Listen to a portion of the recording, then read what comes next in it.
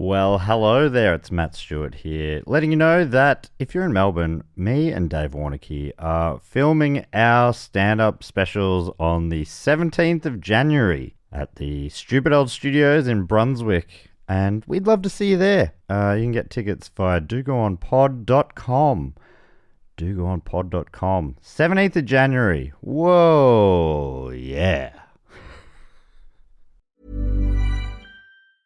If you're a facilities manager at a university, you know students rely on the cafeteria for breakfast, lunch, dinner, and the occasional late-night snack. So when a dishwasher breaks down and dirty plates pile up, the mess hall can turn messy in the blink of an eye. Enter Grainger. With over 1 million industrial-grade products and fast delivery, the product you need now is never far away. So you can turn that dishwasher back into a lean, clean washing machine. Call, click Grainger.com, or just stop by. Grainger, for the ones who get it done. Hey, I'm Ryan Reynolds. At Mint Mobile, we like to do the opposite of what Big Wireless does. They charge you a lot, we charge you a little. So naturally, when they announced they'd be raising their prices due to inflation, we decided to deflate our prices due to not hating you. That's right. We're cutting the price of Mint Unlimited from $30 a month to just $15 a month. Give it a try at mintmobile.com/switch. $45 upfront payment equivalent to $15 per month. New customers on first 3-month plan only. Taxes and fees extra. Speed slower above 40 gigabytes. See details.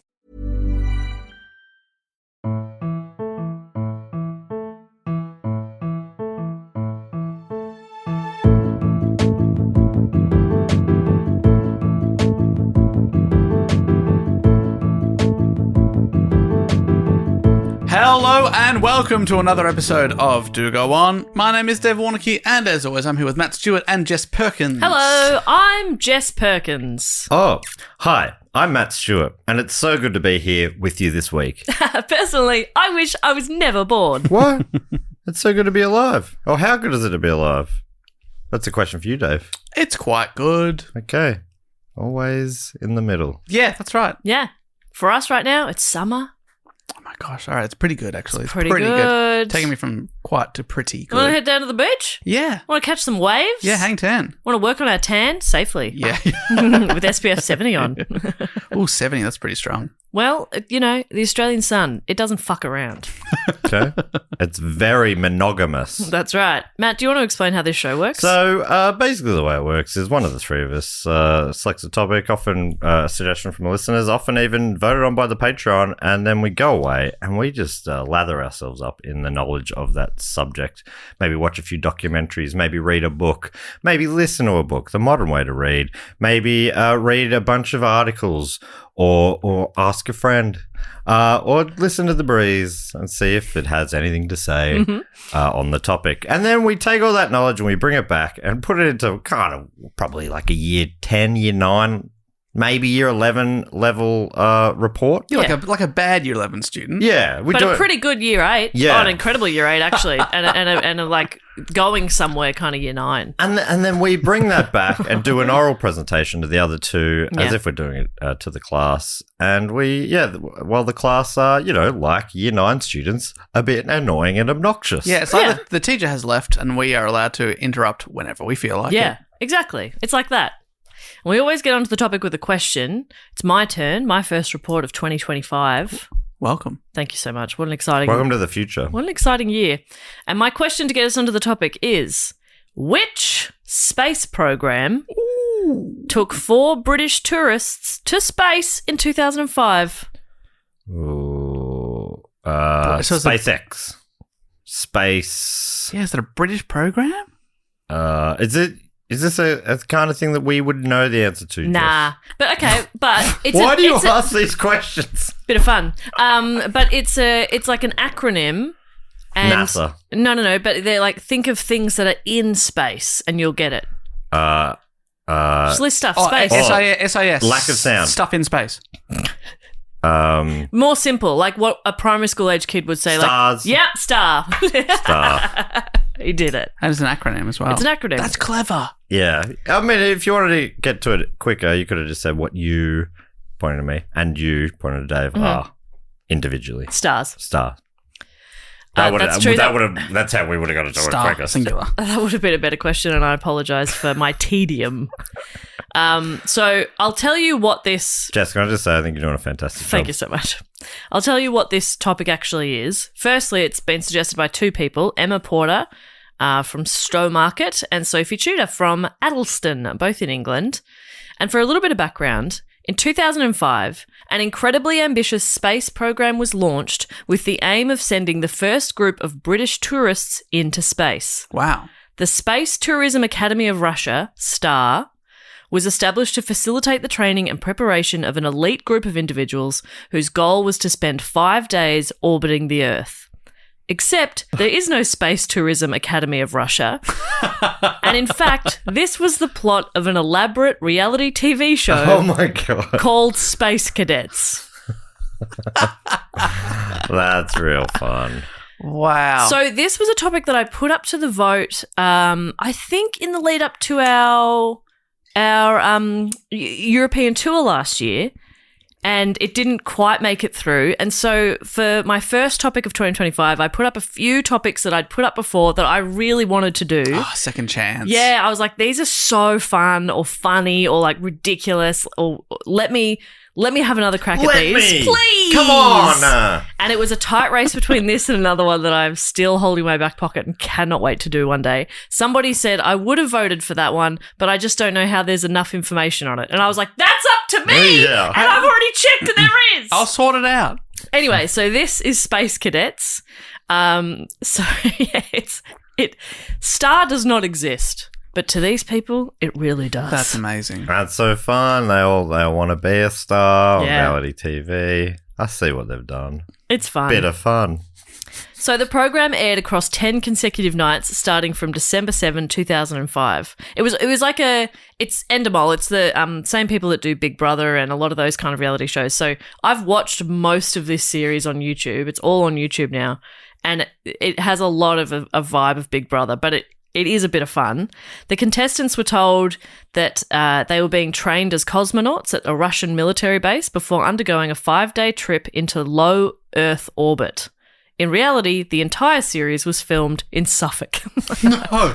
So, What? They think they're in Russia. so they Yeah. faked them getting on a plane Yeah. and stuff? Well, we'll get to it. Oh my God. That's so wild. So the show was originated by comedy writers Ben Cordell and also Richard Osman, apparently. Oh, there you go. Yeah, because he was a big TV producer guy, right? Yeah. Before he was on Pointless and now the world's best-selling author or whatever he Yeah, is. yeah. Really? And very successful podcaster as well. Yes. The man can do it all. You can do it all. Yeah, his podcast clips come up all the time. Me too. He's always dropping Yeah. interesting factoids. And you go, I'm a big fan. I love his vibe. yeah.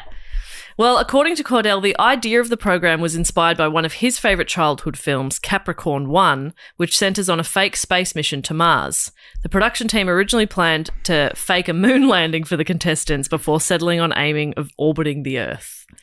So this is kind of how they found people to participate. They placed an ad, and that ad read, "Are you missing out on life's great experiences? Is the British public missing out on you?" You is underlined. You need the personality to win over a nation, the determination to succeed, more balls than you could ever imagine. Oh, I'm out. 100% How I'm many out. balls have you got? Not enough to succeed. But Yeah, do you more have is more than more I the can right- imagine? Is that the right word? to Yeah, more use? than you can. Not how many? bigger? All right, close your eyes. Mm-hmm. How many balls can you imagine? One. Oh, On you? one. One. Well, I've got more than you can imagine. Whoa, I've got 2. Dave, that's a bit too much Dave, info, mate. TMI, mate. Last I checked. Hold on, give me a second. Oh, Dave. Hang on. Dave. Where's Lefty? That's my favourite. Dave, I know we have a lot of fun and I know we are all friends, but I do have to remind you we are at work and that is Yes. not appropriate. It's not appropriate for you to wear those clear pants. Okay. I know you're trying something new with your fashion in 2025, but the clear pants have got to be a home It's thing. very uncomfortable. I've just stitched a bunch of plastic pockets together. Dave, yeah, it looks sweaty in yeah, there. you look, Oh it's, my God. it's like steaming up in there and it's not that hot today. It looks like it's its own little habitat Yeah. growing in there. You mean you don't want it to be steamed up? You want to see through? I don't know what I want anymore, Dave, but I don't want those pants. Yeah, but I don't know. There's little. It looks like there's shrubs growing in there. Did you bring any other sort of trouser or short or something for today? I do have the crotchless chaps. What about crotchless? Do you have any with a crotch? Yeah. No. Okay. We'll get them on then. Yeah. This is better than nothing, I suppose. It's going to be very loud taking off these plastic pockets. I'd leave the plastic pockets on, put the chaps on top, I think. Oh, that's a good idea. Yeah. It'd be very even sweatier for me, but all right. Yeah, that's something you're going to have to deal with. Yeah, by the time the end of this episode, there's going to be a little society down there. Yeah. Full little ecosystem. Dave Town. So we got it over? Yeah. So they place this ad. They get, obviously, a lot of people applying. They invited the top 100 applicants to London and conducted multiple rounds of interviews and tests to find the right people for the task. Okay, who's going to be fucked on reality TV? Yeah, well, that's the thing. Like, what do you think you're looking for? I reckon part of it has got to be a little bit gullible. You don't want to have any scientists on or anyone who's going to be able to see through the fact that you haven't gone on a plane to Russia. No pilots. Absolutely. No people that have ever been on a plane. That's question one. Have you ever been on a plane before? Do you know what that's like? And I think I will read this later, but they really did. Anybody who had any military background, an interest in space, or anything like that, they were immediately eliminated. And so many people would have said that thinking that would help. Or does the initial ad didn't They have say no idea anything what about it is. space? It's right. just like come and do something fun and adventurous. They have no idea what it is. And the training they do or the testing they do over the next couple of weeks doesn't really give anything away either. Right. It's basically just psychological testing to make sure they're finding the right kind of people. And Ben Cordell talks about it, and he's like, we talked to a lot of psychologists about the right sort of person to undertake this experience. A lot of people thought, well, the only people who would fall for that would be idiots. And actually, that's not true. For this to work, you need what are known as susceptible people. People who are intelligent, have a creative mind, like practical jokes, and want to go along with people. So Matt's absolutely right. They need to be a bit gullible, a bit susceptible to just like whatever the group's doing. I'm amongst that, I reckon. I don't think you are. I know I'm not okay.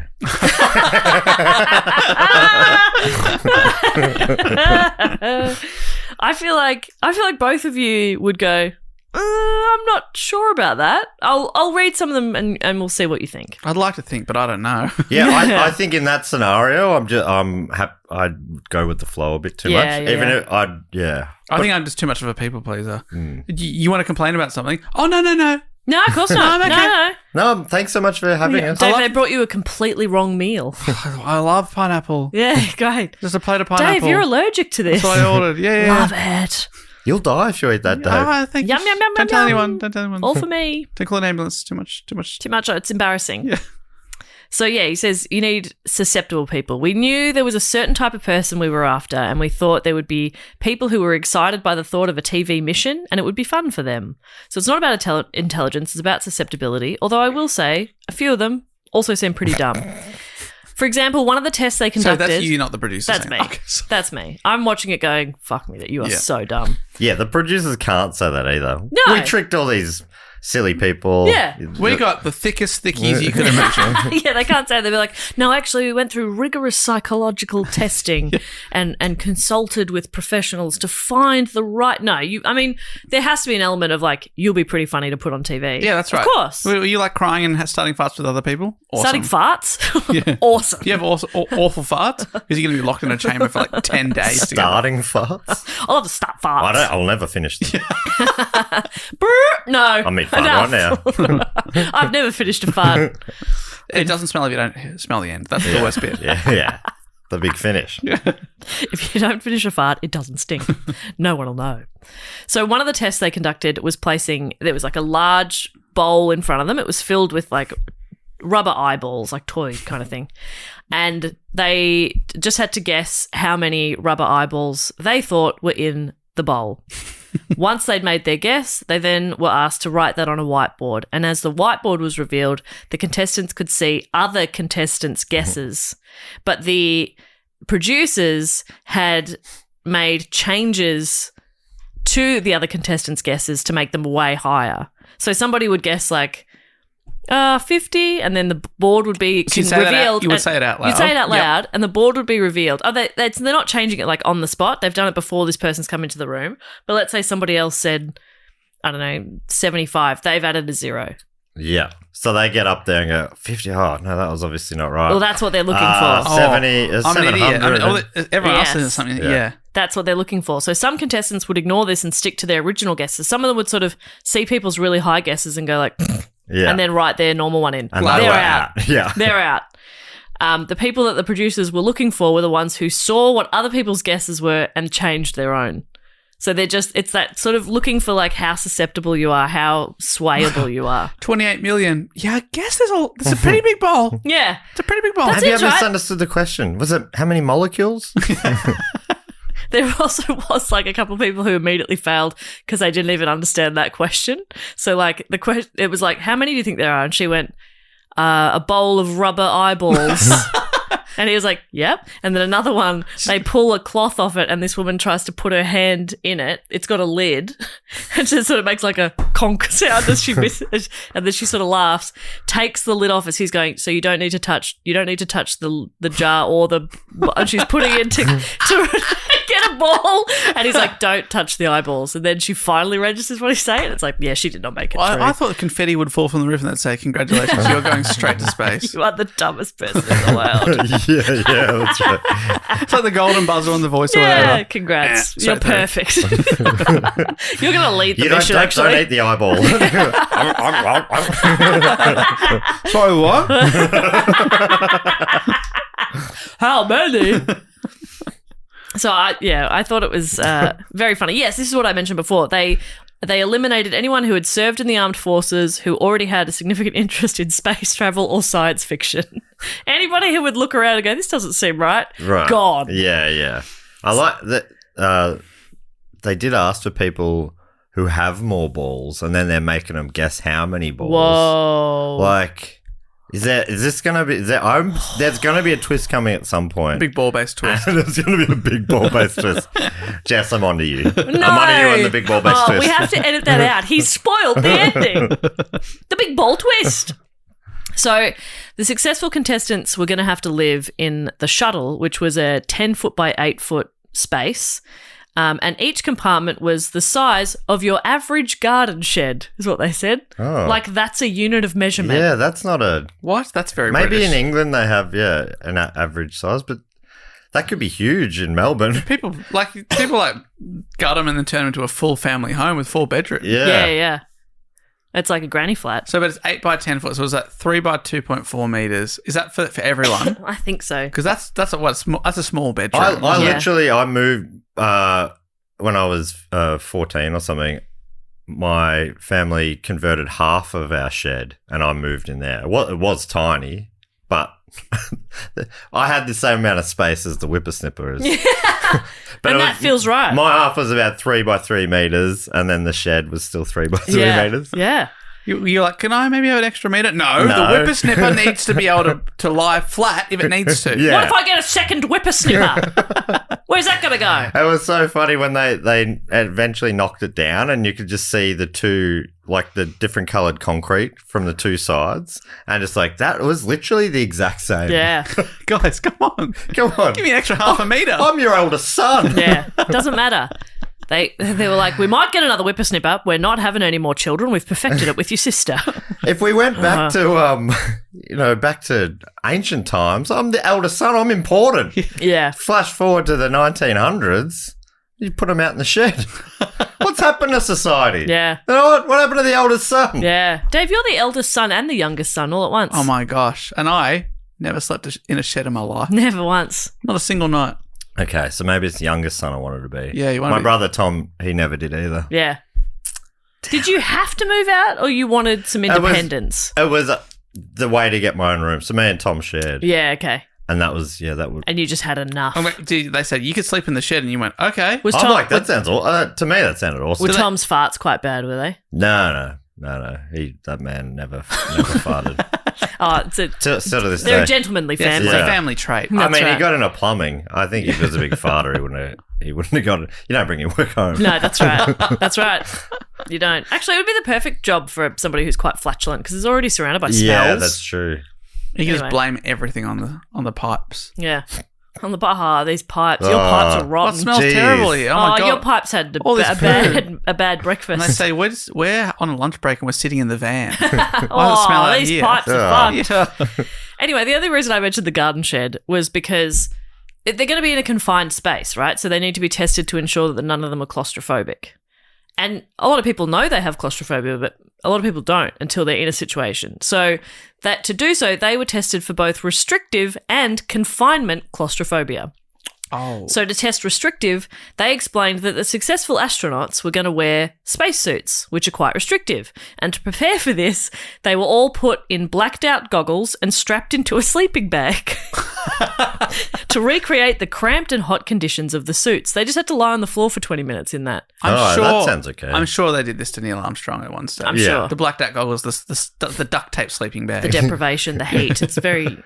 Yeah, because it would really ruin the whole thing. Imagine one of them's freaking out when they're supposedly in orbit, and they're like, "We can't. There's no way we can." Yeah. They'd be like, "All right, we're gonna have to get some sort of other craft that we're gonna say is gonna offload them." Yeah, Like yeah, a producer steps in with a big, Yeah. come with me. Yeah. Don't ask any questions. So yeah, it's really important that they figure these things out. Yeah. So everyone passed that. That was okay. Then they move on to confinement claustrophobia. Yes, they trapped them in a lift. Like they faked it as it was a real emergency. It was a real lift. Everybody was getting in the lift immediately after being in the sleeping bags, and then they made the lift stop. I feel for like 20 that's minutes. the kind of thing that I'd be like, well, that's a funny coincidence, but it is we've got so much context here. Totally, yeah. But it is the kind of thing where they're testing you. Yeah. So But I they would think- find it hard to like turn that part of my brain off going, everything feels like Everything's a test. But these contestants think, no, these guys are testing my abilities. Yeah. Not like how I react to things. Oh, can I ask you a question? Do they know that there's a TV show being made? Do they think it's like just a doco on their journey? Yes, yeah. There are hidden cameras, but there are also like camera crews. So yes, they're And aware. do they do a bit of Big Brother diary room style? They definitely do later. Yeah, okay. Not so much yet. Oh, that's the end of my way. Yeah, they love it. They love a can't diary stop. room. So they trap them in a lift, and they're observed obviously by producers and a psychologist who determined certain participants were coping better than others. One rolling in the sleeping bag. Let me out! Oh, I'm so hot! And they're like, I reckon that we should put him straight to space. Yeah. Another one is snoring. It's like, yeah, it seems pretty He's relaxed. a bit too This relaxed. is a bit boring, actually. So it was important to producers that they're going to get the type of person who would be able to laugh about all of this once it was revealed to be a prank.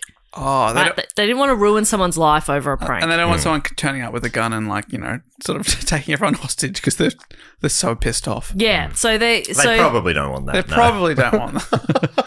This is a hassle I could do without personally.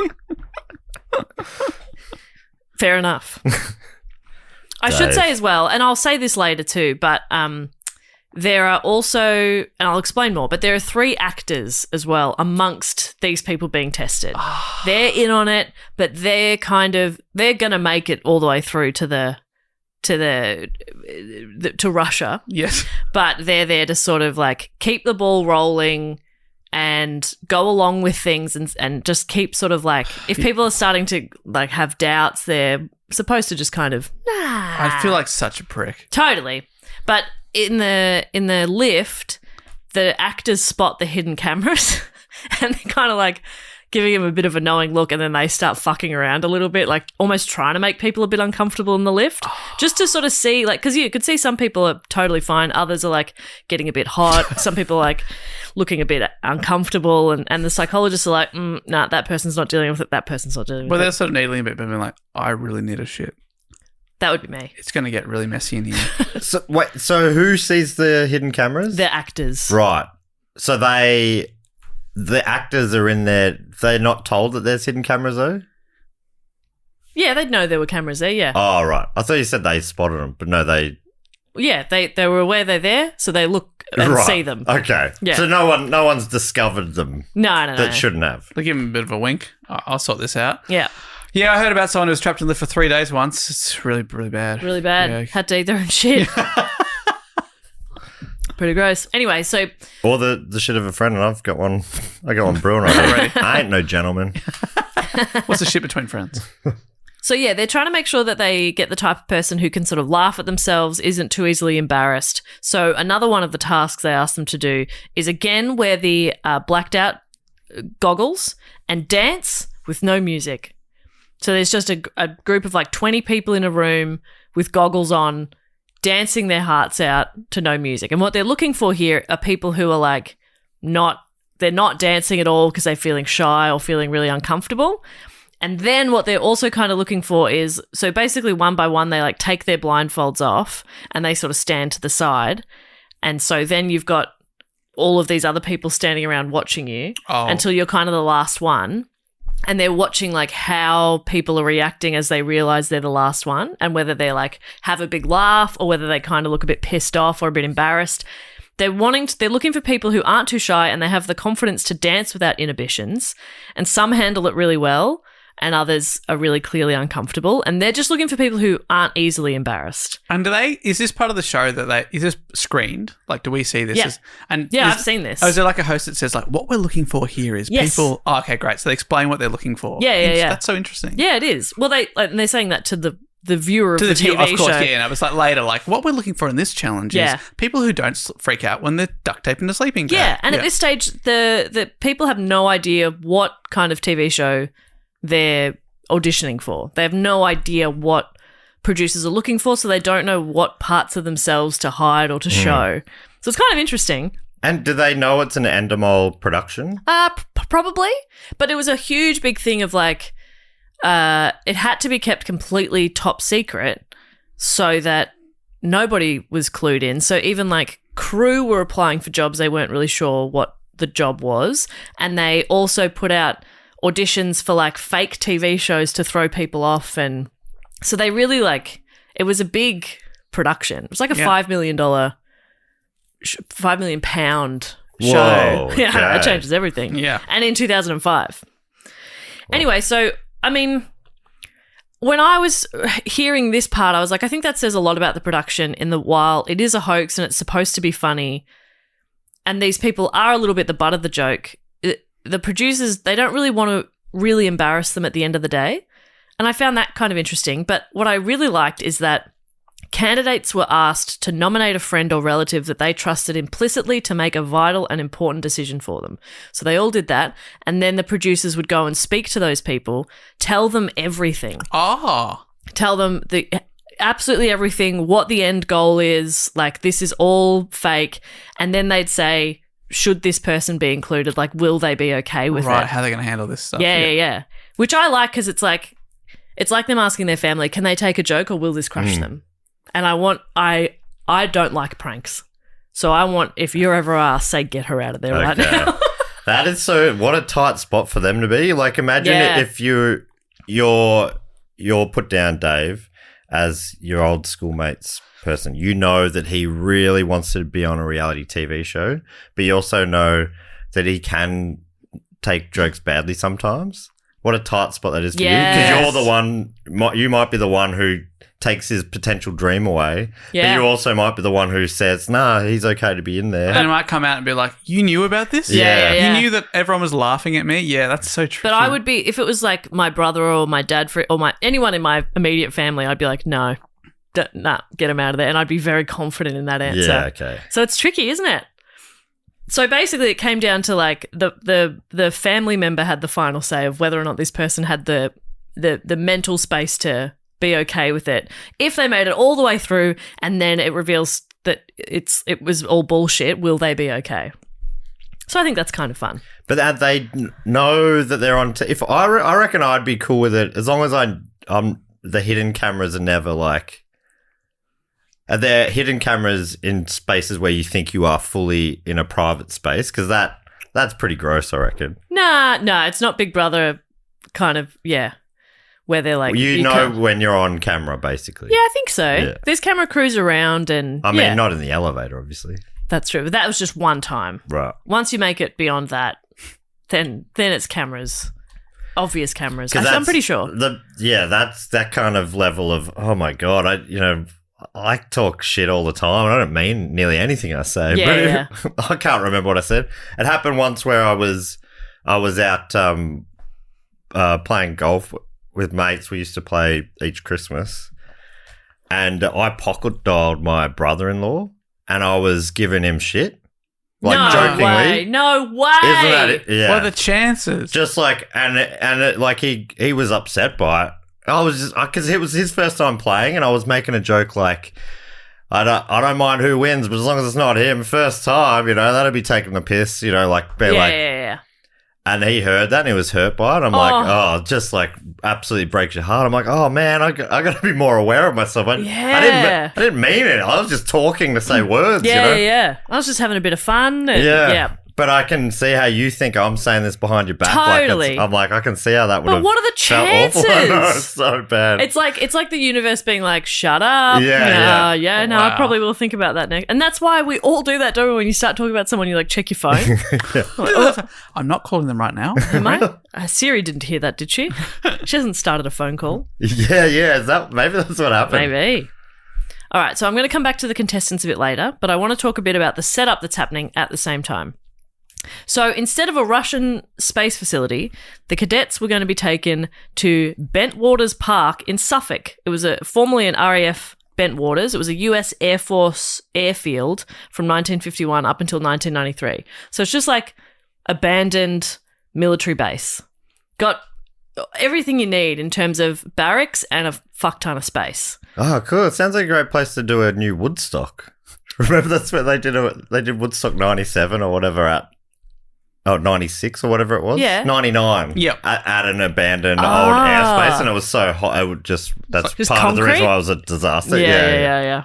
So it was apparently cheaper to create this fake base than to actually take the cadets to Russia, which boggles the mind when you consider the effort that the production crew went to. So they changed every single light switch and electrical outlet in the barracks to Russian outlets. Anything written in English was either filed off, painted over, completely removed and replaced with Russian text. Like there was one there out in the middle of a field and there's like a tap on the wall and it said off and they're like, well, nah, and they filed that off. Great. Like I don't think you can probably really control where the cadets are, but they go to a lot of effort. They employed people specifically to clear the site of litter to ensure none of the British cadets saw familiar packaging. Oh, Walker's crisps. I literally wrote like a packet of Walker's crisps. Why is there a whisper? Why is there a prawn cocktail here? Why is there a whisper wrapper? Oh, what? No, a Yorkie. You're joking. You can't be joking. But it's the kind of thing, it's like, your mindset of, it's a surprise party. I can't tell them. Totally. They know they're under me. And then you'll say it to them afterwards. I thought I spelled it. And they're like, it was never crossed my mind. Yep. Whoa. You see a Yorkie packet, you'll be like, oh, that's cool. They obviously sell Yorkies here. Yeah. Totally. You're not thinking, wait, hang on, am I not really in Russia? Yeah, exactly. It's ridiculous. But what was the conversation you had with Dave one time asking him for a whisper? Do you remember on tour?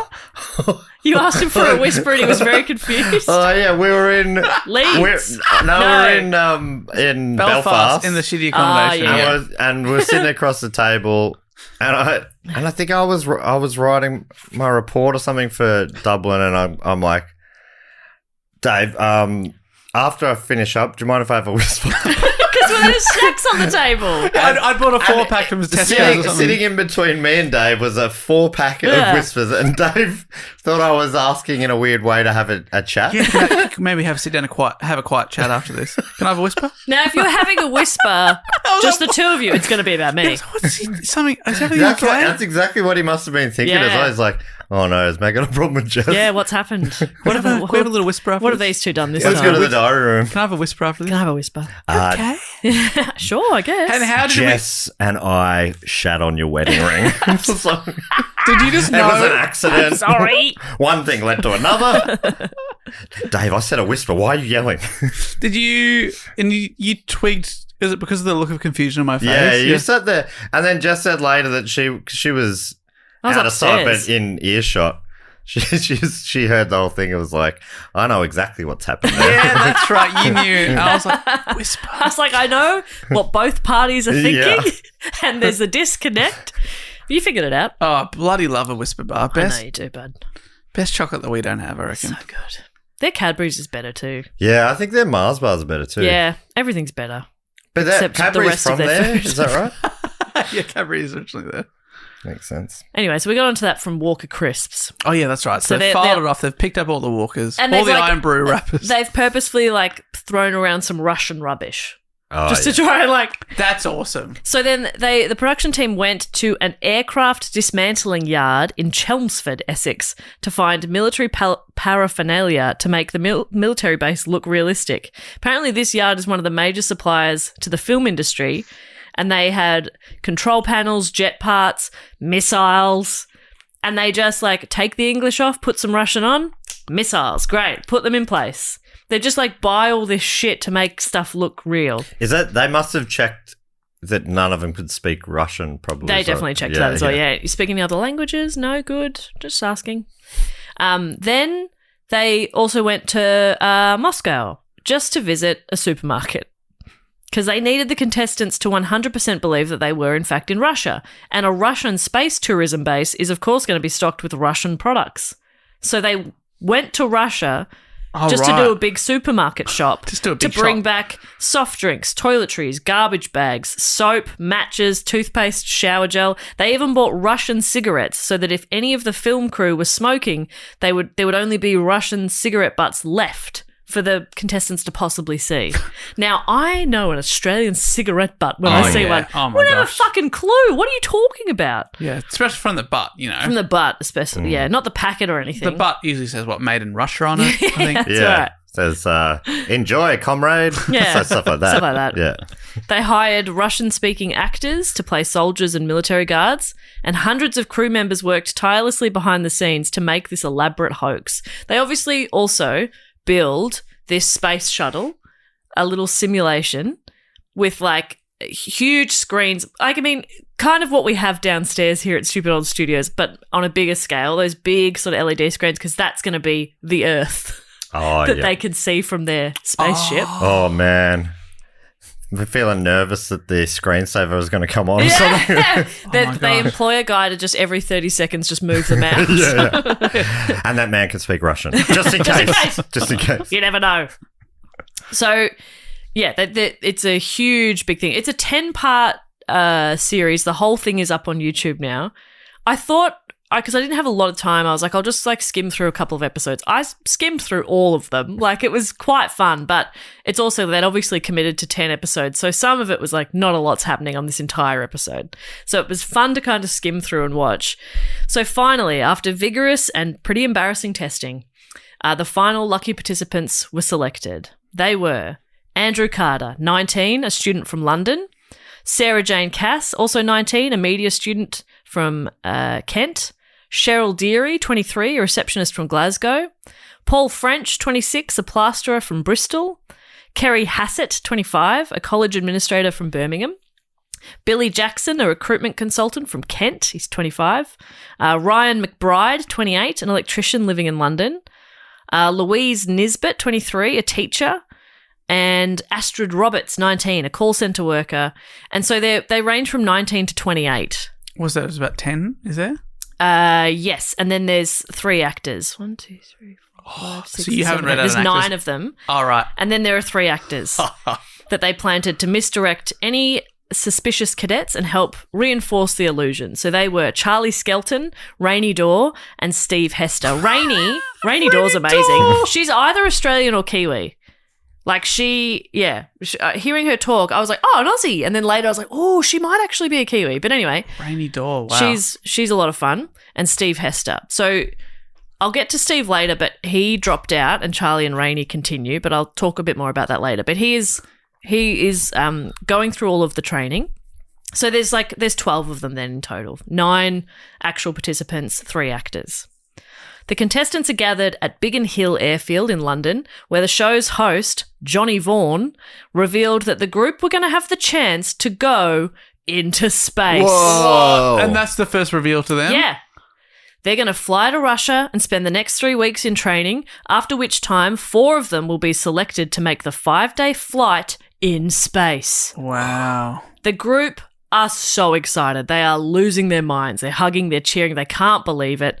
They're kissing, they're making They're kissing, they're making babies. They're getting a room. They're getting a room. You're looking up Johnny Vaughan? I'm looking because the name sounds familiar, but honestly, I don't recognise him. So, all right.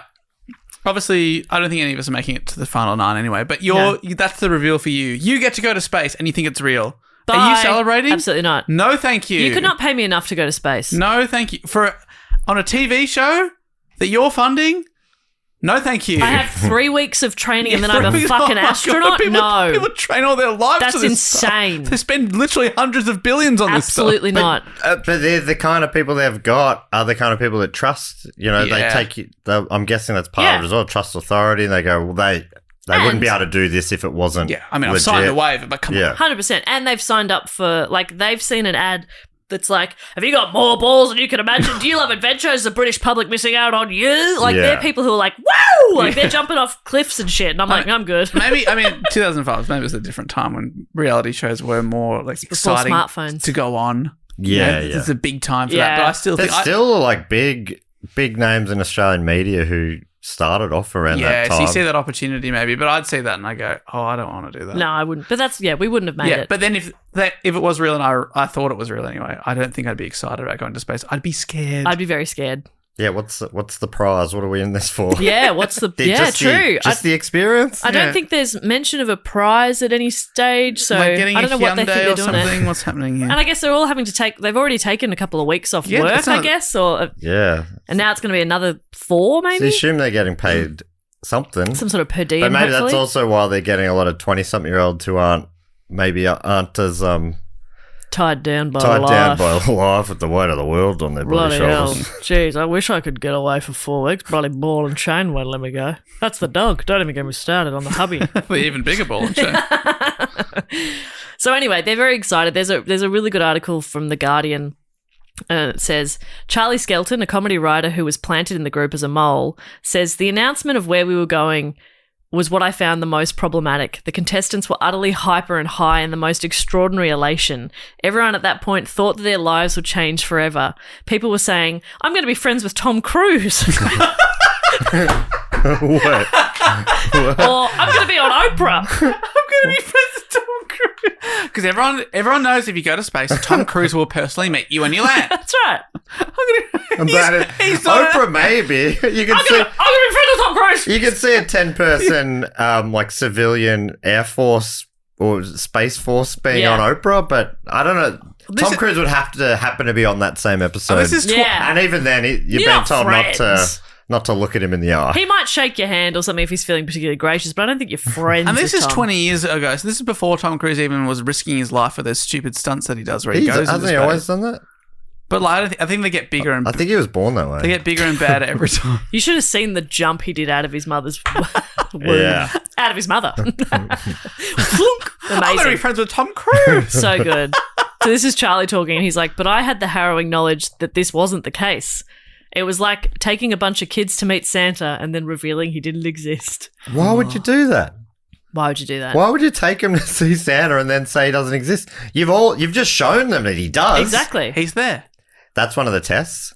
They've got each contestant sitting on Santa's lap. You say, "Is Santa real?" And they're like, "Yeah, of course. I'm sitting on his And they're lap. like, "He's not real.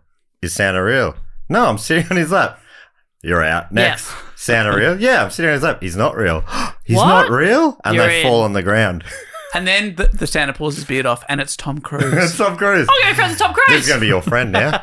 Well done. I'm pushing the golden buzzer. Tom Cruise is going to be your buddy. So the group are loaded onto a private jet, which sounds very fancy. It looks a bit basic. Is it a shit one? It's pretty shit.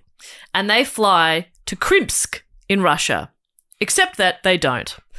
They were actually flown to Lid, which would normally be about a 15-minute flight, but thanks to a specially convoluted looping flight plan over the North Sea, it lasted for 4 hours. They just did loops for 4 hours. Yeah, that's the kind of thing where you can't have pilots on. They go, why are we in a loop right Why now? are we turning again? Yeah, that's right. Oh, it turned. Yeah. I wouldn't notice that part. This guy. You notice that you kept turning. You know, what you sort of feel like when you take off on a flight, you do a couple of turns early and then it feels pretty And I straight. think you'd probably feel it more in a smaller aircraft too, right? Yeah. You know, the big jumbos, you know. But I think it said on the series, on the TV show, that like they're doing like slow kind of turns, so maybe it's a little less obvious. Yeah. But anyway, they're all like, they're 19, 20, they're just like, whoa, they're having a great time. They're really excited. For the most part, when I'm in a plane, it just feels like I'm in a magic box like that. Yeah. You walk in, Yeah, you can't you wait a conceptualize bit, it really. and I can't Yeah. get my head around it properly. I did look at how long it would take to fly from London to Krimsk, and it would be about 4 hours. And I was like, okay, they did think that through.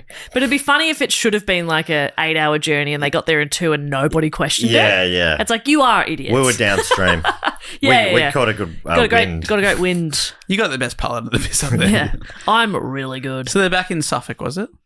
Yeah. So they yes, yeah. They are in Suffolk. They are just near Ipswich. God, those sheep look quite English. I guess They've flown at night, Dave. they've got English sheep in Russia. That probably would Okay, be that. at night, that would be even harder to tell where you're going.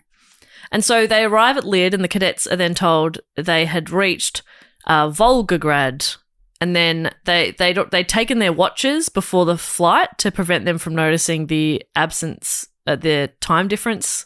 Like, it should have probably been earlier in the day. So I don't know. Oh, like maybe your digital watch automatically changes or Yeah, something. no, probably not back then, right? But their watch wouldn't have changed, but the time of day, Yeah. wouldn't be relevant.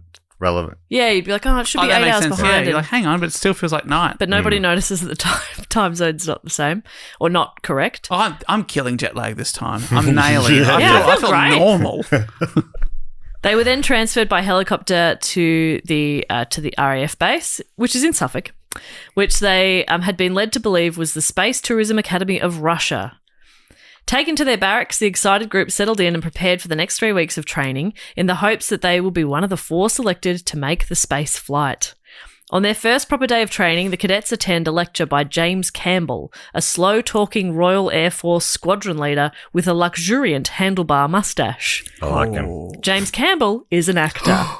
Is it a real mustache? Real mustache. Thank gosh. So The it's mustache is an actor. the mustache also an actor. So they Have you met Tom Cruise? do you know Doc Rose? Oh yeah, I've worked the mustache. Yeah, I've worked with Tom Cruise. Yeah, I was We his did a- stash double.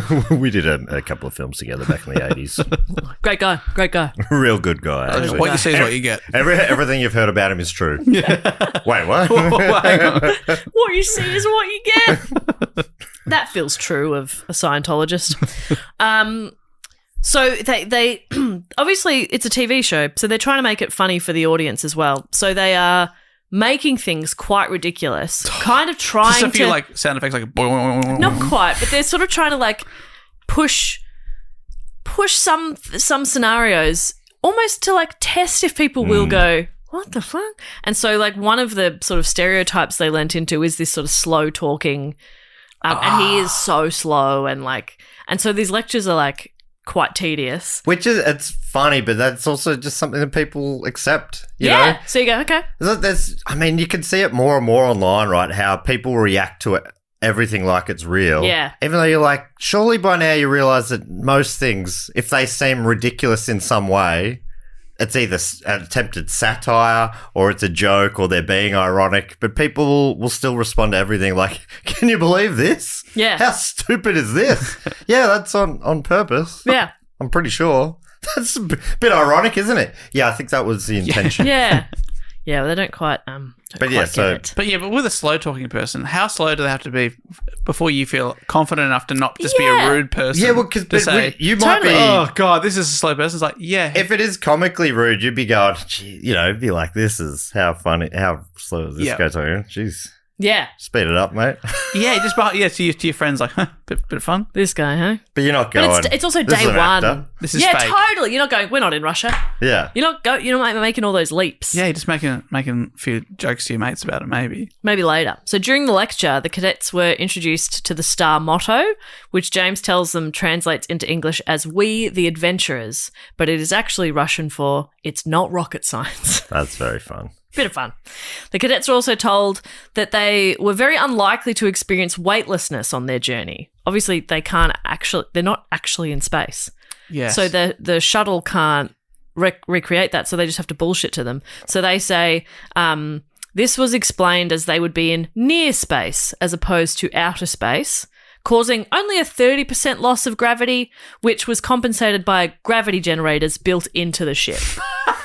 That's so fun. I reckon they could just about have gotten away with saying there's about 15% lower gravity, but some of you, if you're really locked in, will notice it, but a lot of people wouldn't even notice it. And then they would have had people in there going, "Oh, I can feel it. Yeah, I do feel lighter." Yeah. But this highly improbable explanation, aka total bullshit, was believed. Everyone's like, "Yeah, cool. Yeah, gravity. Got it. Yeah. Oh, good. They've got gravity generators in there. Perfect." Yeah.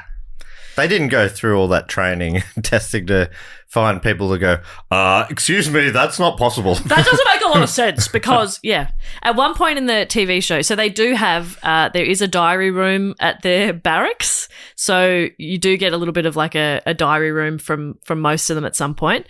And at one point in the TV show, actor Charlie, he's in a video diary, he explains that during the very long and dull lecture from James Campbell, Charlie forgot he was an actor and that this was all fake, and asked a genuine and rather complicated question about space.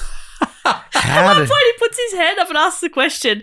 He says, "In that moment, I forgot my job wasn't to ask hard questions, but actually to help things move along smoothly. I think in that moment, I thought I was a trainee astronaut." Wow. And then the other shows how powerful it the other was. actor on stage is like, "What the fuck? Fucking You prick." stitched me up." I think he answered it and it was fine. Like, it just kind of flowed. But yeah, Charlie's just like, I'm supposed to make his job easier, and I just fucked him. How funny are those things? I've seen a few of these kind of shows, like the Juror or whatever that was called, the Jury. Yes. And another one called Joe Blow, I think, the Joe Blow Show. And that both of those was just one guy. Yeah.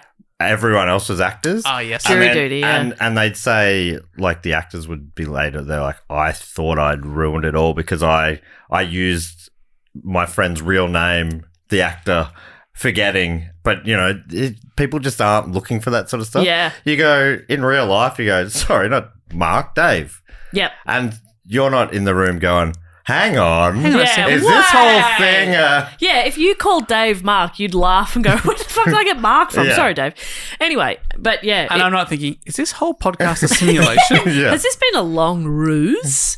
Yeah, it's very funny. But it happens I a bit. I can see you two now going out to the diary room and saying, I thought he was onto us. Yeah. Us doing this topic to Matt was really pushing it too far. We just thought, it's been nearly 10 years and he has not figured it out. Yeah, but he just lapped it up. We invited him to 2 fake weddings. We had to hire families. So many Obviously actors. me, Gary, Jess is my character's name, and Toddy, Dave, we're actually married in real life. Of course.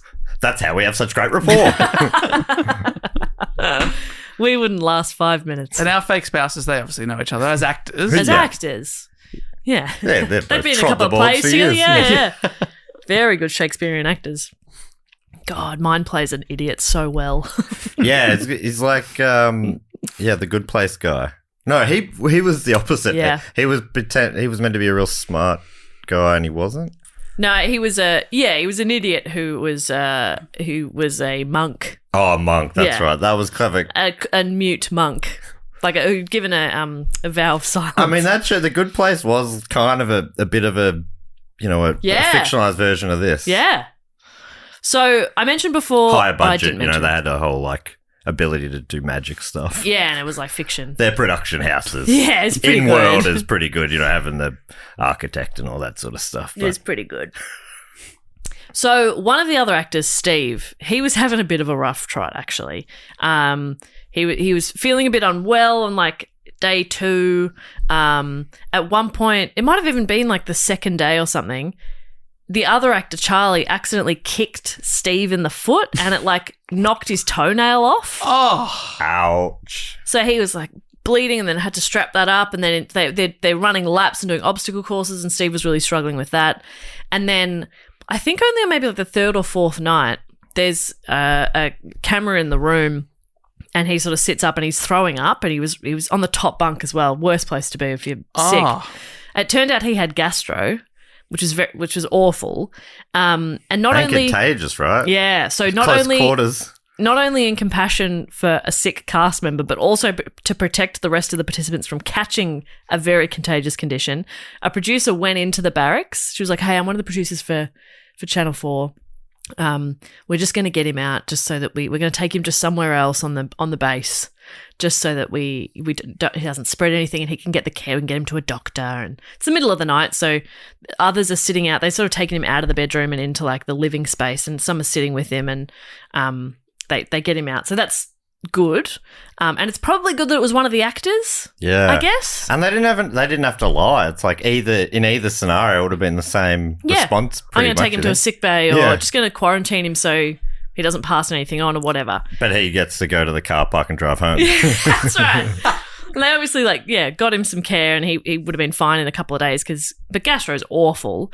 But then they sort of just had the ruse of like, well, he's missed too much training, he's just going to step out. So there's still two actors and all the rest of the remaining participants. They continue with their physical and classroom educations. They complete obstacle courses. They try to answer basic questions while being spun around. They're like strapped in. It's like one of those velocity, I don't know, almost like a ride actually, where they're just kind of like spinning around in all sorts of directions in a chair, and somebody's just like giving them a word association game type thing. What's 4 times 4? Yeah, no, that's too hard. That's so funny. That like the only justification for something like that would be you're going to go up in no gravity. But they're like, you won't experience any of that. But anyway, let's see what you're like. Yeah, they're just fucking around. And It's crazy. They continue to attend lectures that get more and more ridiculous. The cadets were told that Russia's first cosmonaut to successfully orbit and return to Earth was a monkey called Minsky, who is stuffed and kept on display. They bring Minsky in for the... You saying we could do a Primates episode about this? Oh my God, yes. And that the city of Minsk is named in her honour. Whoa. And he goes, "Did you know that?" And they were like, "No, wow, that's cool." They're all believing it. During that lecture, you can see a couple of the girls getting a bit emotional about Minsky, and you can see Charlie, the actor, trying not to laugh. He's sitting at the back of the classroom just Oh, no. That is the kind of stuff you're like, this sounds ridiculous, but history's full of ridiculous stuff. Yeah. You know, cities are named after all sorts of nonsense. Yeah. There's no... If you don't know, Minsk is probably older than that space monkey, I'm guessing. Yeah. Which I would have assumed, but if a professor's telling me that, I'm going, oh, yeah. Okay, sure. I'm not arguing with this guy. He talks so slow. Yeah. Arguing with him would be tedious. Yeah, I just don't have the time.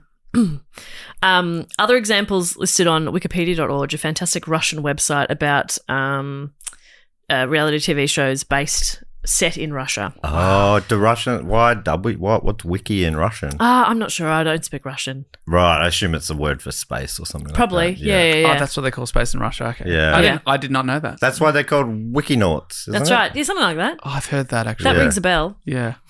Somebody yelling at their iPod. So this is some of the other examples of just the ridiculous things that they sort of, again, just kept sort of pushing and going, okay, nobody's questioning that. Their lectures were about 80% true, the rest being complete rubbish. Many of these lectures were of little practical use to cosmonauts. So, for example, memory tests of the planets in the solar system. They had a nonsense Russian, for example, having the cadets salute a Russian poem, which was actually the recipe for Toad in the Hole.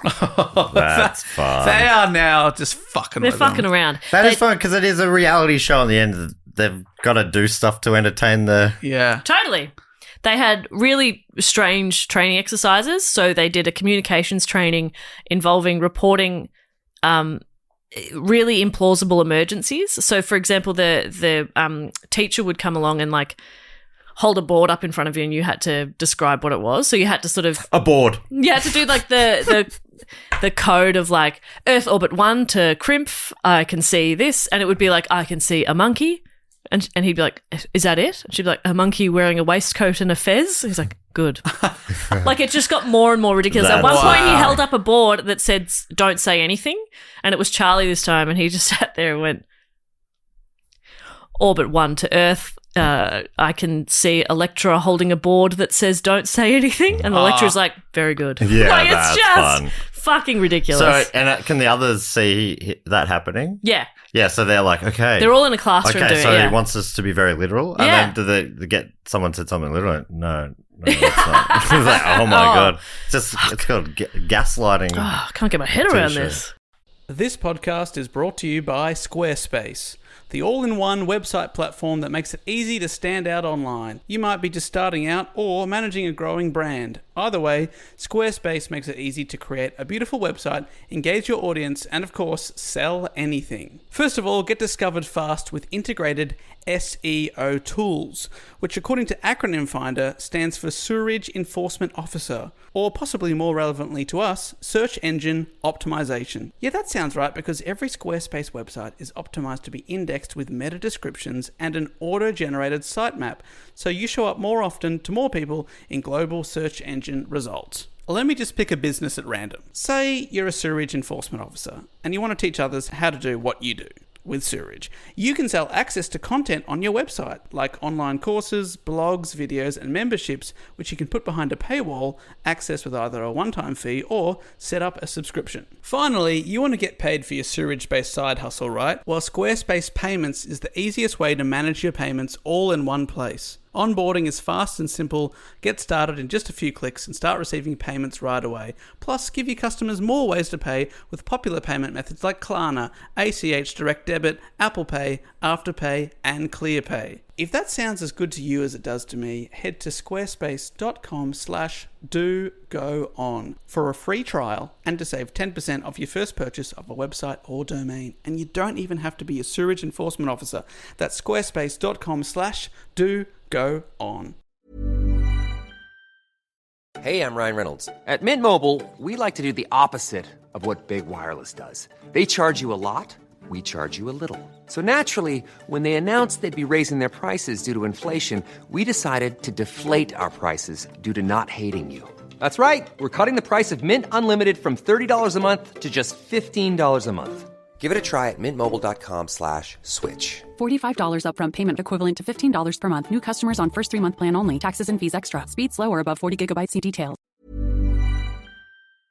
So things are it's getting a bit more and more ridiculous, but they're all kind of going along with it. Some of them they're beginning to have questions. They're making doubts. They're making little comments to each other, but not enough that anybody sort of goes, okay, nah, that's a bit I'm pulling the plug. That's too far. Like, nobody's really comfortable making that call. Some of them, they begin to doubt each other. Or question whether or not, like, one of them questions, and he's a bit of an idiot, but at one stage he's like, I just thought it would be colder in Russia. Like, it feels like England out there. And he says that to Rainey, who's one of the actors, and she goes, yeah, I know what you mean. But internally you'd be like, fuck, it is. But yeah, it's funny. Do English people think that it's a warm climate in England? He just thought it would be even colder. He was like, this feels like a level of cold I'm used to. I thought it would be even colder here. Or like one of them even jokes is like, nah, it's not real. Like, it's probably just a social experiment to see how we go with like training and stuff. But none of them pull out. Yeah. Like, they all keep going. And I'm pretty sure she's one of the ones later who was like, really, really wants to be chosen. Anyway. So interesting. Russia's big. See, this is how much I'd be inside there going, no, man, Russia's pretty big. We're just in one of the areas that's got a similar climate to where you're from. Yeah. That's all. They're just going through a warm spell. Yeah, might be a warm day. I'd be a terrible actor I'm a bad actor as it is, but I'd be bad in this. Like, I would be freaking out. You're right. It's the surprise party type thing.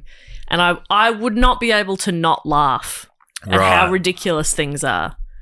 I think I might be good at it because I don't necessarily give it away with my face when I think I am. Yeah. Like, there'll be gigs I'll do. I'm like, man, I did not feel comfortable up there. And people are like, it seemed exactly like you always seem. Great. Yeah, maybe you'd be good at it. Dave's got the drama degree, so he'd obviously be. I'd be flourishing. And I've seen you just like into character and I lose Dave. So I think you'd be great. Yeah, when you take him to the shops, I'm like, where's he gone? Oh, God. Genuinely. I've lost the boy again. Do you remember this? Every time we were walking somewhere in the UK, I'd like cross the street or something, I'd look over my left shoulder, Dave's gone. And I'd be like, fuck. And he's there. I always turn the other way and he was right next to me. I was like, oh, God, I keep losing you. He's doing, what do you call your dog? He's zooming. Yeah. Dave's got the zoomies. Did you say I'm zooming? He's zooming. Oh, look at him zooming. He's look zooming. At him. Oh, he's having a little zoom. Good on him. That was it. When Dave and I were going up to Sydney a few weeks ago, it was the opposite. We were just meeting at the airport to fly. And we were both walking to the gate, thinking we were meeting at the gate, and we were literally shoulder to shoulder. It was wild. Like, and then we I looked were over, walking side by I side. looked to my right and I went, Matt? And he was just holding like a juice or something. You're like, And oh. we've just established he would not answer to Matt. It was so funny though. Like, it was just like we were walking side by side for a few minutes. Then I went, hang on. I know that man. I know that doofy gate. I'd recognise your walk anywhere. I can tell who's coming up the stairs here Oh, yeah. out of the two of you. Clip, clop, clip, clop. That's File up. far That's left. coming. Fantastic. On time, as always. Anyway, so, yeah, none of them are calling it, but some are sort of being like, but, you know, they could also just be having a muck around and they're not really thinking too deeply about it. Regardless, training continues, and finally, the crew selection is ready to be made. Oh, wow. After a celebratory dinner and party of, you know, getting through all their training, the group gather to hear which participants will get to make the orbital flight. Actor Charlie is selected, Whoa. probably just to Wow. keep things going and That's to nepotism. classic. Along with Paul, the 26-year-old plasterer, Kerry, the 25-year-old receptionist from Birmingham, and Billy, the 25-year-old recruitment consultant. So these four would be making the trip along with their pilots, who were actually improv actors, Alex Humes and Drew Levy, who stayed in character the entire time, even when alone. So one of them, I think it's Alex, plays a Russian, and Drew's playing like an American.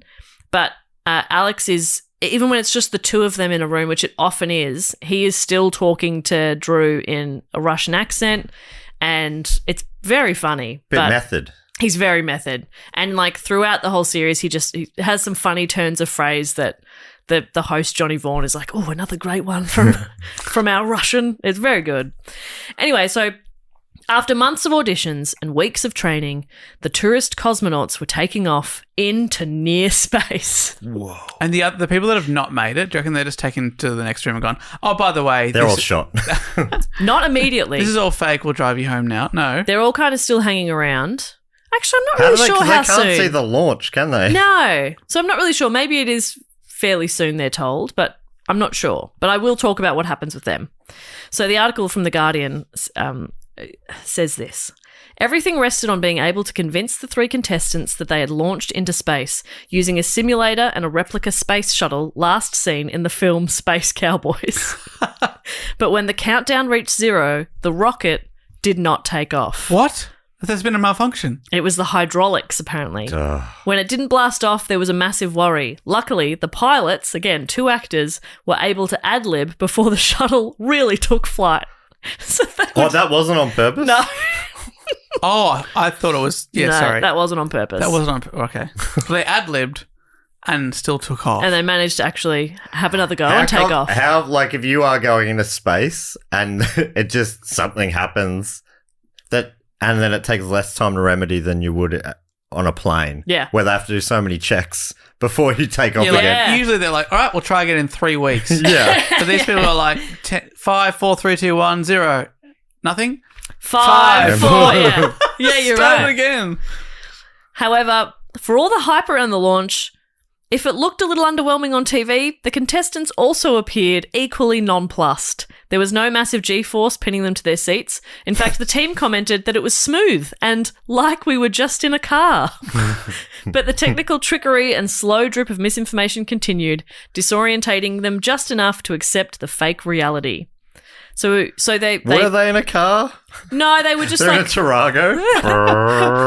Sounds like a "Geez." car too. Yeah, it sounds like Can need a gear change. Sounds like Mum's car from the 90s.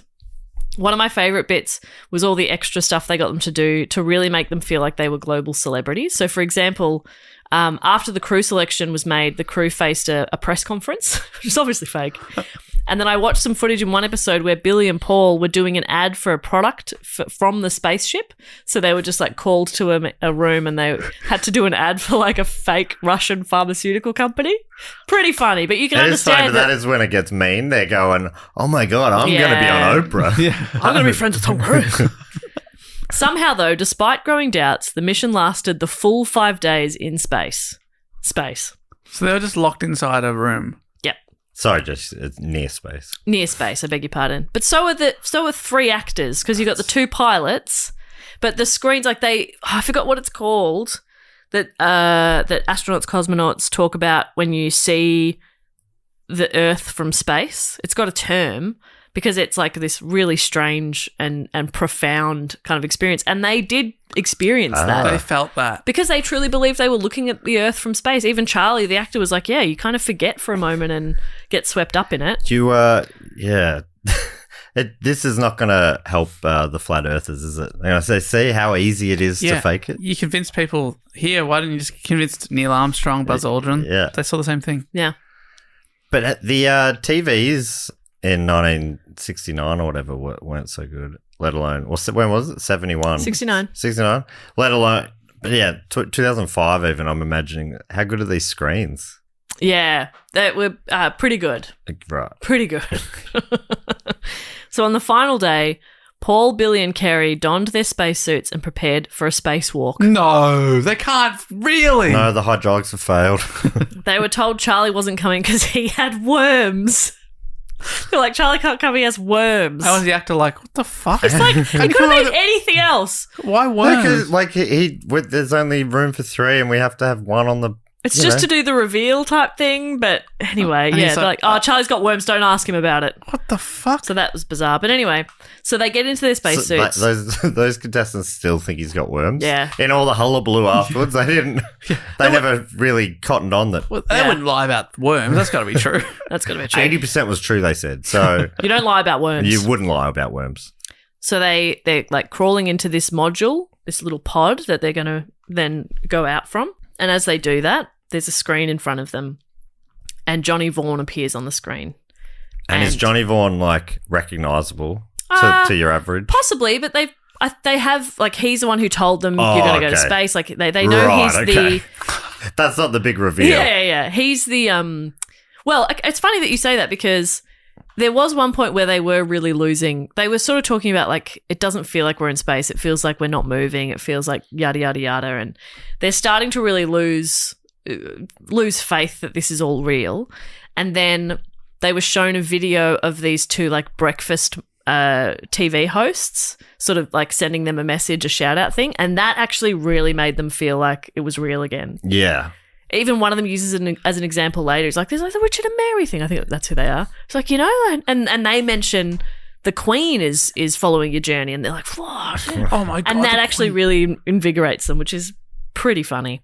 So Johnny Vaughan comes up on the screen and he's like, let's have a little bit of a look at your journey. And this show, you've had your doubts, and this show is a little different to what you thought. Let's have a look. And it just shows like a little montage of them questioning it and being suspicious. And then it finishes with an outside shot of the simulator.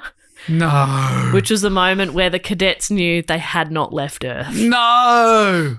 And they're all kind of like, what the fuck? And they're a bit embarrassed and... But that is clever. The montage saying, you were kind of onto us. We're not really just going, you fools. Yeah, you're not the thickest thickies. Yeah.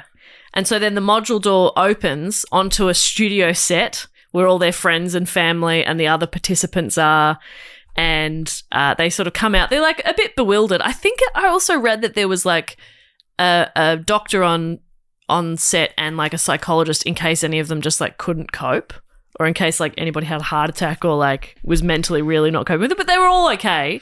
Was Tom Cruise there waiting for them? Tom Cruise was there. Oprah. Whoever They was really would have there. softened the blow. The Queen. That would have softened it. Yeah.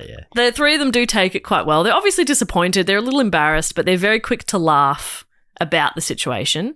There's a production boss who said, we were not there to humiliate, embarrass, or take the piss out of people. It was more that we wanted them to be able to see the funny side of it. They're very shocked to find out they are not in Russia. He's like, okay, so you didn't go to space, but like, where are you? And they're like, well, we're in Russia. Like, we flew to Russia. And he's like, you're just outside Ipswich. And they're like, what the fuck? They can't believe they never left England. The good news is all 9 contestants, even the ones who didn't go to space, they all won a trip to Russia. The thing they thought they'd already done. Yeah, they thought they'd already been to Russia, but their passports have not been stamped. Including a trip to Star City, which is a small town to the northwest of Moscow, which is the home to a cosmonaut training facility. And they got to go on a parabolic flight to experience weightlessness. So they all got to sort of try that.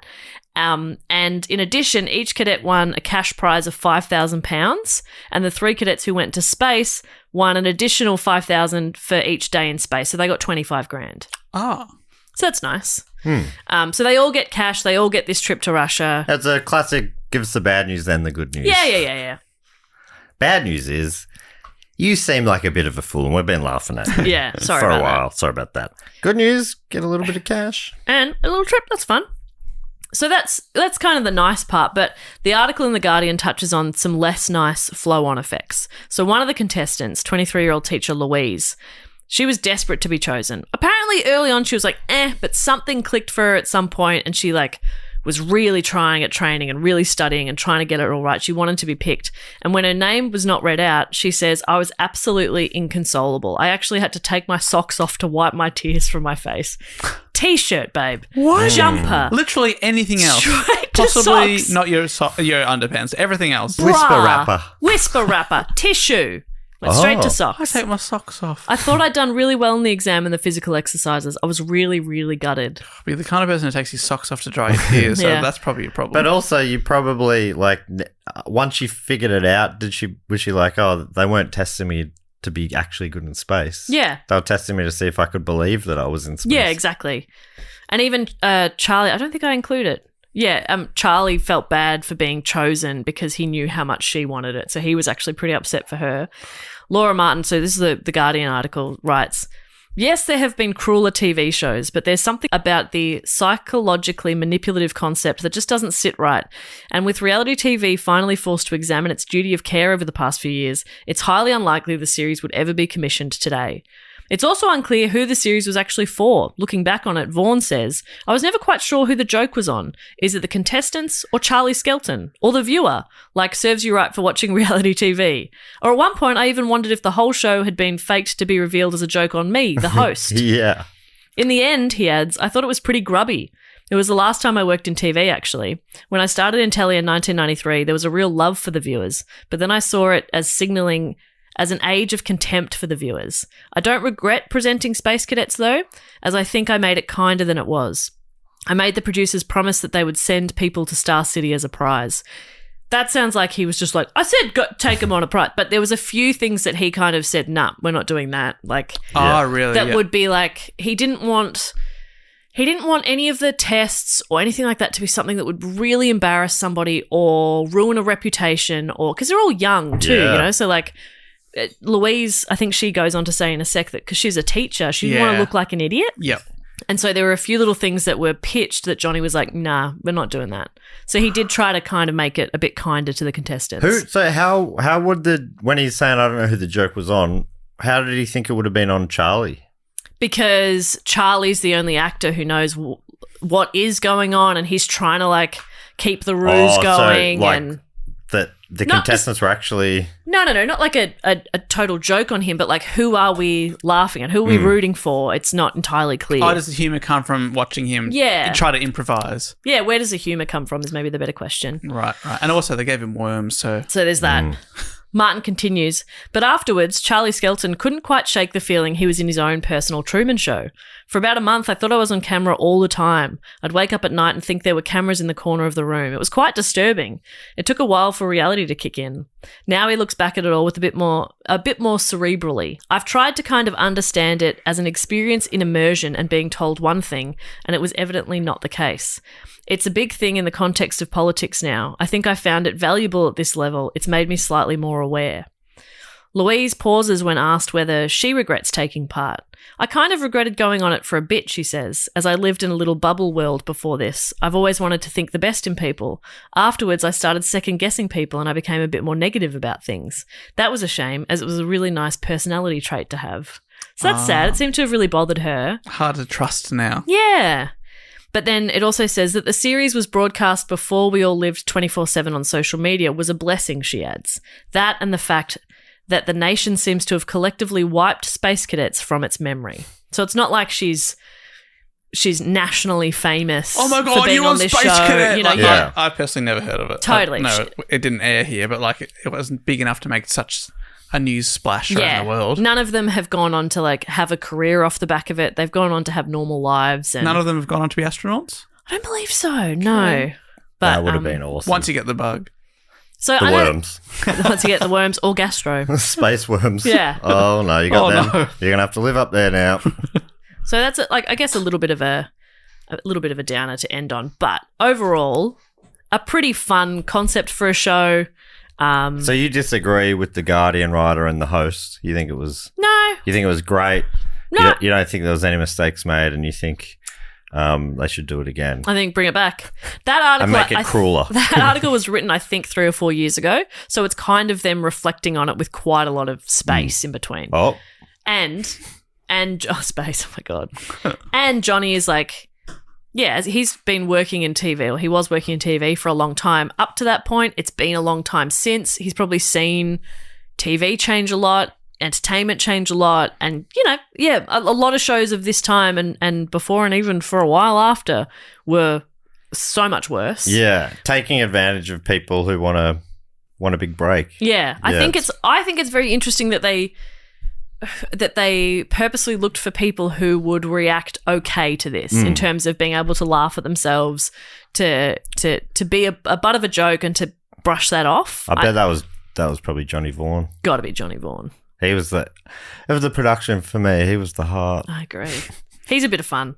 It's worth a bit of a watch or a skim through. Like, even just watch the first episode to see the setup. It's all on YouTube. Like, the whole thing is on there. So it's a bit of fun. But yeah, I've wanted to do that one for a little while because I think it's quite ridiculous. So thank you again to Emma and Sophie for suggesting it, because we would never have heard of it otherwise. You just came across it because it was in the hat. Yeah. Yep. Absolutely. Power of the hat. People, there if you you go. wanted us to talk about something, chuck it in the hat. DoGoOnPod.com. YouTube's a pretty big network these days as well. You get a lot of good stuff on there. On YouTube? Yeah. Oh, I gotta check it out. Do go on the quiz show. Mm-hmm. Oh. Artifacts, our series about art And facts. and facts. Mm-hmm. Our mini episode series where we made a set and hired leather chairs. Yeah, we did. My comedy special, live at Superhero Studios, they're all up there. It's all there. On YouTube, the same network that is currently airing Space Cadets. Yeah. And actually, on the first episode, there's only 2 comments currently. And one of them says, this video is about to blow up because it's going to be on a podcast soon. Yes. I did not leave that, Okay. but I also couldn't find any other podcasts about this topic. Oh. So Whoa. we might be in competition with somebody, or we might fucking beat them to it. Maybe Sophie Tudor wrote that. Whoa. Whoa. Or one of your Huge. voters. But anyway, go comment on that and say, Dugon sent me here. And do the same on my special. DoGoOn sent me here. Yeah. But there you go, boys. That is the story of Space Cadets, the TV show. Fantastic work. I was riveted. Fun stuff. Gripped me. Now let's all go to space.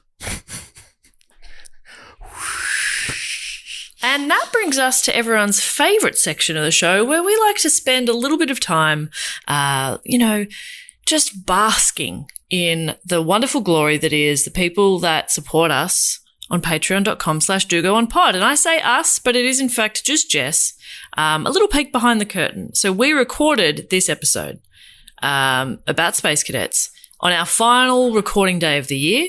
And in a shock to absolutely no one, we ran out of time.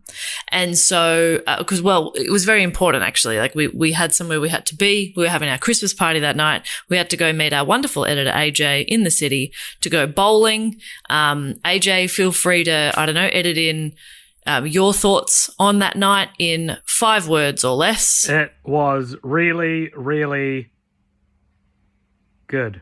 If there was nothing there, AJ isn't listening properly. Anyway, and I'll have a word. But so we had to rush off. So I am recording this Patreon section while we are still technically on summer holidays. I'm not saying that. So you go, oh, Jess, you poor thing. Working on your holidays? Unacceptable.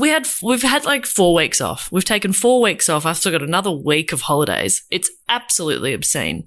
And I've spent a lot of time just on the couch playing video games or at my computer playing video games.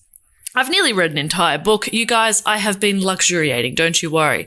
So I'm more than happy to spend a little bit of time now just shouting out to some of the wonderful people who support us. So if you don't know how this works, what we do is we've got several different tiers and several different ways you can support us over at patreon.com/dogoonpod. And the first thing we like to do is a little section called Fact, Quote, or Question. Now, if you support us on the Sydney Scheinberg deluxe level or above, you get to submit a fact, a quote, or a question. You also get to give yourself a title. And this section of the show actually has a jingle, and it goes something like this. Fact, quote, or question. Ding. And that feels insane when you're doing that entirely on your own. It truly does. We have one fact, quote, or question this week, and that comes from Madeline Murray Baker, who's given themselves the title Official Supporter of German Mispronunciations. And I like that very much, and I'm sure we've probably done one or two in our time, but no more than that. And Madeline has given us a question, and Madeline asks, what's one holiday in a different country or culture that you would like to experience? And Madeline has done what we love and has answered their own question and has said, I would love to experience a true Day of the Dead celebration in Mexico. I adore the concept of a celebration or party to mourn versus being somber. Yeah, I like the idea of celebrating rather than sitting around very sad. That is nice.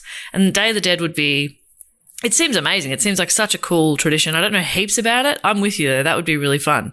I was conscious ahead of recording this that when it's just one of us or even two of us doing the Patreon section, it can be a little underwhelming when you ask a question and you get like one person's response, and then sometimes they might have a guess at what the others say. So what I did actually is I messaged the boys earlier today. Again, we're all on holidays, but they did actually get back to me in quite a speedy time, which I was very happy about. So Dave has said, I'd like to experience Christmas in Japan, where it's now a tradition to eat KFC. He said a third of the chain sales occur on that day. A third of their, and that's crazy. He says, yes, I could eat KFC any day of the year in Australia and very rarely do, but I just have a feeling it would taste better in Japan on Christmas. And then I would like to see some snow monkeys. I think he's trying to find a way to make a trip to Japan tax deductible, because he's like, I'm going for research for Christmas, but he wants to see snow monkeys. And Matt says, I'm keen to check out the Calgary Stampede. Sounds like a lot of fun. That would be really fun. And I thought ahead enough to ask them, but I didn't think ahead enough to figure it out myself. What is it? I'm going to live Google now. The New Year's Eve is it Scotland? What's it called? Hogmanay? Sorry. Hogmanay. With all the torches and bonfires and fireworks and stuff. That would be very fun. I remember probably like not long out of high school when a lot of people sort of take gap years and go traveling, and I did not, but seeing friends of mine do that and seeing their photos on, it would have been Facebook. I was going to say MySpace, but I'm not that old. But yeah, seeing those photos and being like, oh, that looks really fun. I'd like to give that a go. I would also happily join you, Madeline, in Mexico. I would go to Calgary as well. And okay, twist my arm. I'll go with Dave to Japan. Now it is tax deductible. Thank you so much. What a fantastic fact, quote, or question. The next thing we need to do, and again, by we, I mean I, is shout out to some people who again support us over on patreon.com/dogoonpod, which, by the way, we love so much. We are so grateful for it. There's wonderful perks like getting early access to tickets and discounts to tickets to live shows and live streams and all sorts of stuff that we do. You get bonus episodes from the DB Cooper level and above. There's lots of nice things about it. And so we harp on about it. And it does keep the lights on at the studio for us. It means we are able to do this. But I just every now and then like to remind you that if you cannot support the podcast financially, that is completely okay. I promise you. The cost of living, my friends, it's a crazy time. So if you can't afford to spare the money, which is completely understandable, you can still support the show by like telling people about it, liking our stuff on social media. There's lots of different ways to just like, show us a bit of love and keep the pod going. I like to just remind you every now and then, because obviously we have this Patreon section for the Patreons, and it's a wonderful time, and they deserve it. But I don't want you to feel bad if it's just not something you can do right now. Anyway, so what we do here is we usually play a bit of a game. And what I was thinking, mostly because we recorded this almost a month ago now, and even though it was my report, I remember very little of it. Like I said, I've been sitting on the couch playing video games, sitting at my computer playing video games, okay? I've been busy. Also, if anybody knows, if you're a bit of like a computer whiz and you know about computers, I am going to need to replace my computer. I have a laptop that I do a lot of my, pod stuff on, but when I'm writing at home, I like to have a desktop, and my iMac is just shitting itself. And yeah, I played The Sims on it, and that's not helping, but The Sims is slow, everything's slow, and your girl is thinking it's time for a PC to play games, but also get some work on. So if you are a computer nerd, maybe reach out to me. But who knows? This episode's coming out in 2 days' time from when I'm recording right now, and I may have already impulse bought something. I'll probably message Evan Munro Smith as soon as I'm done here. Anywho, stop getting distracted, Jess. So, come up with a bit of a game. Like I said, I cannot really remember, but what I think I'll do is I am gonna give each of you a reality TV show that you are the star of. You're a fan favorite. You may not all win if there's a winning element of the show, but I think you're definitely fan favorites. So I'm just gonna Google list of reality TV shows just to oh my God, there's a Deal or No Deal Island? Okay, somebody's getting that because that's insane. All right, so first and foremost, kicking things off strong with location unknown, deep within the Fortress of the Moles, I would like to thank Des. Now, Des, there's also no giveaway in your email about surname or location, so I hope you just know that this is you. Des, you were a fan favorite on the wonderful show that apparently only has 2 seasons, Southern Hospitality. Do I know anything about it? No, Des. I hope I haven't just put you on a really crook show, but Southern Hospitality, you were there. You were a bit of a dark horse. People were like not sure about Des, and then there was a bit of a twist and everyone's like, whoa, Des. You're everyone's favorite character on this show. So congratulations to you, Des, and all the best on Southern Hospitality. Next up, I would like to thank, and based on this spelling, I'm going to say Wales. Yes, Wales. In Tony Pandy in Wales, it's Dafford Carter. I've done my best there. David, something like that. Have we met you?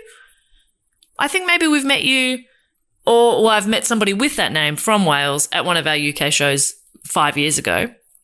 And I was signing a poster, and you said your name was David, and you said, good luck spelling it. And I don't think I did well. So to you, Dafford Carter, you are actually on, let's have a look. Ooh, you did very well on The Amazing Race. Very well indeed. You're in the top 3 teams left, and it's looking pretty good for you. You and your travel partner, look, you've had some tiffs. There's been some tense moments, but when is there not when you're traveling, But you're doing really well in the challenges. You've eaten some gross stuff. I haven't watched much of that show, but they're usually eating something gross along the way, or getting lost in a tuk-tuk. It's that kind of thing. Love it. Next up, I would love to thank from Serbia. I'm not sure if we've shouted out Serbia before, so this is exciting. Please thank Milan Tancic. I'm guessing that's how it's spelt, and that is based on friends who have names with similar-ish spelling and similar little, not umlauts, but things above letters. I apologize, Milan, if I've got that wrong. But Milan actually did very, very well on I was going to say Clarkson's farm. I'm not sure if that's quite the reality show I was going for. Milan did really well on F-Boy Island, which surely can't just be an Australian show. I know it definitely was, but surely other people have taken that as well. If you're not sure what F-Boy Island is, it's a show called Fuckboy Island, essentially. I think you can figure it out. It's high art is what I'm saying. This seems like the wrong kind of game for me to be playing as somebody who does not watch reality TV. Although Dave and I we watched an entire season of a reality TV show. I mean, there was like 8 episodes, and that show is never being made again. I've already forgotten what it's called. So the next person's getting that. Okay. Next up, from Edinburgh in Great Britain, where we just were only a couple of months ago. Gorgeous city. Oh my goodness. So beautiful. And my friend, okay, I'll shout out your name first. Thank you so much to Callum Clarkson. Callum, my God, you live in a beautiful city. Friend of the show, Michelle Brazier, obviously spends a month there every year. So she knows the city very well. When we were there, only for we had a day. It was so quick. I was like, oh, I'm going to go out for a coffee. And she said, go to the Milkman. And so Dave and I went for a walk. We went to the Milkman, had a fantastic coffee, had the best cinnamon scroll I've ever had in my life. And then Michelle and I were out the other day on a walk with our friend Claire, who's going on a holiday later this year. And she's like, yeah, I'm going to go to Edinburgh. I'm really excited. And Michelle started to speak and I said, up. Claire, may I suggest the Milkman? And I got to feel like somebody who, I can't make good suggestions of places you should go in Melbourne, the city I have lived in for 34 years. I wouldn't have a clue. If you're coming to Melbourne and you're like, what should I do? I'm like, I don't know. Go to the shops. I've got nothing. So it made me feel really powerful to be able to suggest a cafe. Anyway, Callum, you are one of the lucky participants of the one season of Dave and my favorite reality show, which is Instant Dream Home, where they have 12 hours to renovate a home. Sometimes it's like they're doing more than could be done in months, and we're like, oh, I don't believe this was done in 12 hours. But we chose to lean in and believe. The people leave, they're out of the house for the day. It follows the exact same formula every single episode, that it gets to 6 p.m. The family's coming home at 7, and at 6 the host gets a phone call from their friend being like, I couldn't hold them any longer. They're on their way. And they go, what? They're on their way? And everyone goes, oh my God, they're on their way. And they haven't painted a wall yet. And they're like, and it magically gets done. Incredible. Perfect television, 10 out of 10. And yeah, they came to your house. You left your house for 12 hours. You came back and it was completely different. And can I just say, Callum, beautiful. I love what they did with your bathroom. I think it added so much more space, so much more light. It's like walking into a day spa, your bathroom. Can I come over to use your bathroom, please? I was going to say something worse. Not worse, just something you do in a bathroom that, is one of those things that gentlemen don't do. Anyway, thank you, Callum. Next, from Delaware in Ohio in the US, it is Ingrid Francesca. Ingrid, you, also in a similar vein, you were on Queer Eye. And you got a makeover of a lifetime. Tan took you out shopping, found some clothes that were, you were looking to just zhuzh it up a little bit, just elevate your look. And Tan, because your look is already perfect, but Tan was like, I got you. Took you shopping, put you in an outfit that you were like, oh, I don't know about this, Tan, and then you put it on. You're like, oh my God, I look amazing. And JVN did your hair. And me watching it, I was like, Ingrid's hair's pretty good. I don't know how you could make that any better.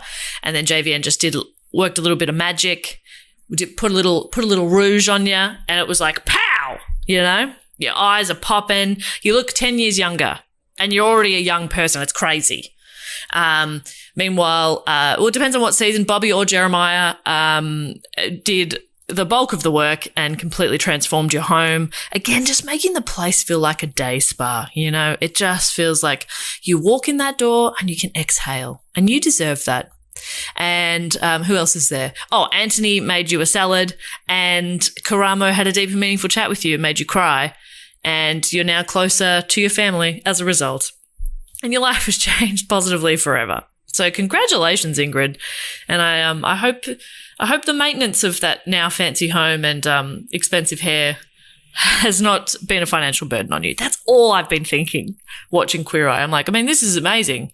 But, I mean, this woman was just saying she was homeless a few months ago. And you've just given her a really expensive thing to maintain. But okay.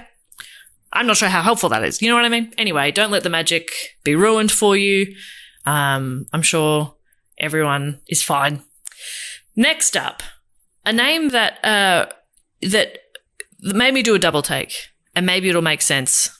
From Calgary, oh my goodness, in Canada, John Jenkins. Now, the John and the Kins, just because I've seen John Perkins written down, again, 34 years, that's my dad's name. And so I just went like, John, is my dad a patron? That's silly. But it's John Jenkins from Calgary. And John, my goodness, my friend, I'm really excited to talk to you actually because I'm a big fan of this show and of you. John was on HGTV Design Star. 7 seasons of it from back in 2006 it started. I don't know much more about it. And I'm not going to look into it. Okay? I'm not going to look into it because there's just simply no time. I'm on holiday still. But John, yeah, you had a really good time on that show. You, again, fan favorite. That's the most important thing. The fans loved you. There's Facebook pages dedicated to you and meme accounts. And that's really, in this day and age, what more can you possibly ask for? If you're a maintenance supervisor for a commercial property, you've had to deal with everything from leaky faucets to flickering light bulbs. But nothing's worse than that ancient boiler that's lived in the building since the day it was built, 50 years ago. It's enough to make anyone lose their cool. That's where Grainger comes in. With industrial-grade products and dependable fast delivery, Grainger can help with any challenge. From worn-out components to everyday necessities. Call, click Grainger.com, or just stop by. Grainger, for the ones who get it done. Don't forget to sign up to our tour mailing list so we know where in the world you are and we can come and tell you when we're coming there. Wherever we go, we always hear 6 months later, oh, you should come to Manchester. We were just in Manchester. We were just there, but this way you'll never miss out. And don't forget to sign up, go to our Instagram, click our link tree. Very, very easy. It means we know to come to you, and you'll also know that we're coming to you. Yeah, we'll come to you, you come to us. Very good. And we give you a spam-free guarantee.